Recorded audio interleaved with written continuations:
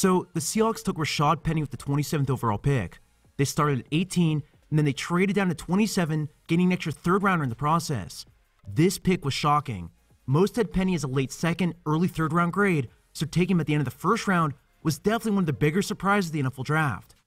Now, if you've been following college football, you should recognize Rashaad Penny. He gained over 2,200 rushing yards and had 28 combined touchdowns last year. He was pretty much the entire Aztec offense, and honestly, I get why the Seahawks like him. There's no doubt in my mind that he's a good player, but this breakdown in particular looks at why I'm still hesitant about this pick.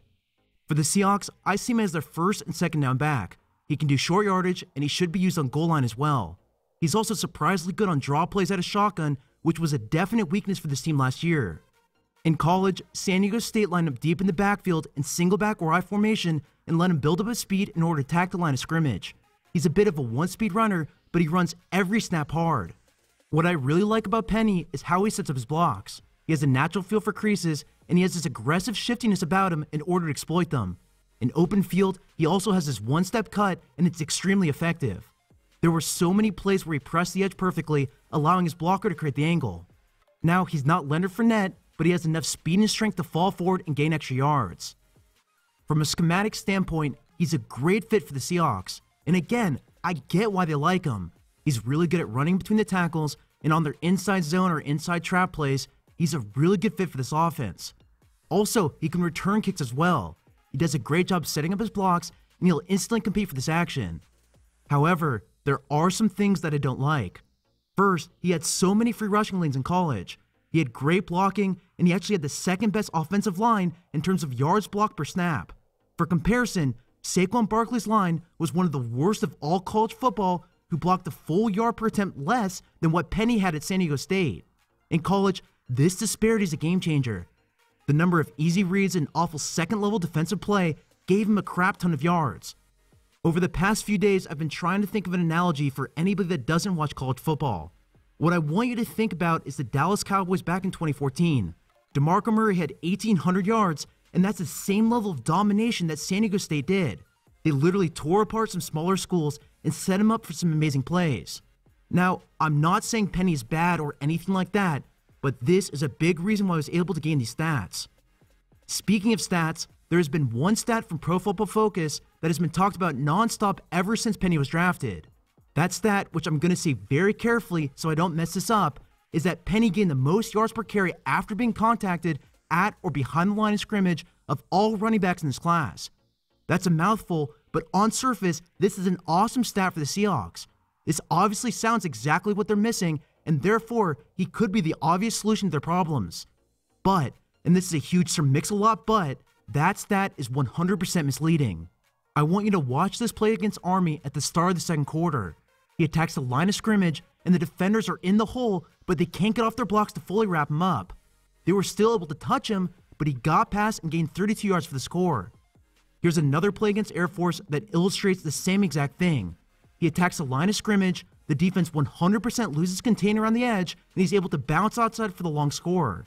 I'm not discounting his speed or vision, but getting barely touched at the line of scrimmage is not the same as what he, or really any running back, will deal with in Seattle. Penny never had to deal with consistent backfield penetration. For those that don't really know what I mean by this, I'm talking about contact at greater than 2 or 3 yards behind the line of scrimmage. I'm talking about Aaron Donald blowing up the offensive line 3 yards deep and a running back having to cut around him just to get back to the line of scrimmage. That didn't happen for him at college. He had rushing lanes on rushing lanes, and really the only time Penny came close to this was against Boise State, and he only had 53 yards on 21 rushing attempts. In this game, you could tell he got frustrated. You can tell he got a little bit bounce happy too. He didn't always take the dirty play, and this clearly wasn't his best outing. To me, there's a huge difference between these situations. That's why it worries me. He was allowed to build up his speed on pretty much every carry, and that alone makes it extremely hard to evaluate him separately of his offensive line. Moving on, I felt like Penny's vision was a little bit hit or miss on the field. Sometimes he'd read the play perfectly, but other times he'd miss some cutback lanes. Also, his pass blocking isn't the best either. He allowed a number of pressures, and I just don't trust him in this aspect just yet.